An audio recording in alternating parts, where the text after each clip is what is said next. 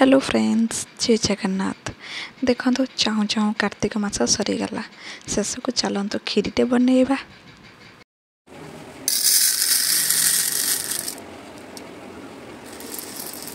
खीरी बनवाई जो चाहते घी सफिसीयंट रखिथे। घी आम प्रथम ड्राई फ्रुट्स को भाजीदबा।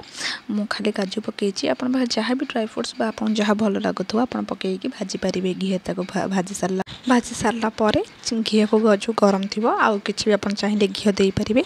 चीनी को पकईदबा। यहाँ कौन चीनी को कारामेलाइज करवा किंतु चीनी देखिए ब्राउन को अत्यधिक ब्राउन न करी तो हल्का ब्राउन सबकि फेण एमती उठी सारी से समय आम चाउल को पकईदबा जहाँद्वारा कि चाउल जो ब्राउनिश कलर एवठू ही स्टार्टिंग रही हो।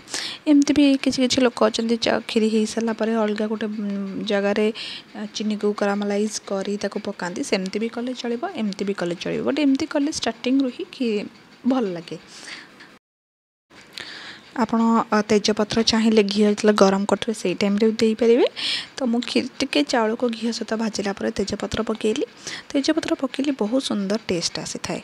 आपण मैंने जदि चाहूँगी डायरेक्ट क्षीर रू ही खीरी को माने बॉयल भी क्षीर रे करने तो करें। मुझे पानी रे हल्का फुटवा पर्यंत देली जमीक चाउल टे फिटी जाए पर्यंत देली पानी जी समय चाउल जो फिटीगला मुझे क्षीर आड कली। आपण मैंने एमती भी करेंगे क्षीर किसी भी टेस्ट डिफर करनी।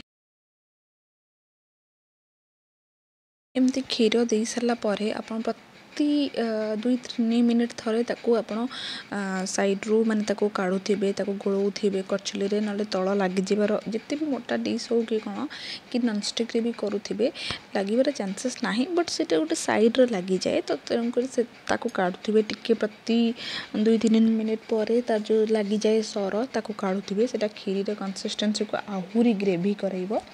जो देखिए आप चाउल पूरा फिटी सार पूरा चाउल फिटी सार तापर आप चाउल चीनी देवे कहीं चीनी जब आप स्टार्टिंग देते चीनी रही हूँ सब जिनस को बाइंड करने तो चाउलटा फिटबनी।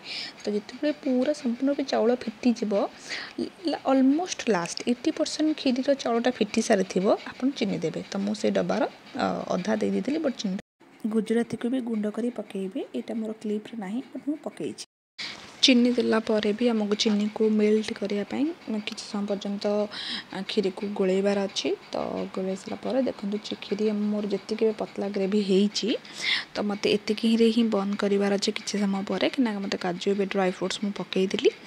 तो कहीं जो ठंडा हम से आहुरी ग्रेवी हो तो जो बेसी ग्रेवी भी हेले खीरीटा भल लगे तो से लगी मुझे पा आप देखो टिके पानी पानी लगुच के माने करछुली गोलेबारू से जापे केते पानी कंसिस्टेंसी मुझे रखी। आपण मैंने भी एमती थर बनातु देखिए खीरी बहुत टेस्टी हम।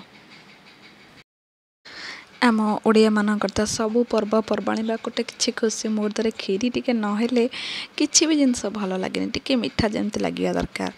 तो तेणुक आपने भी खीरीटा मस्ट घरे ट्राए करूँ।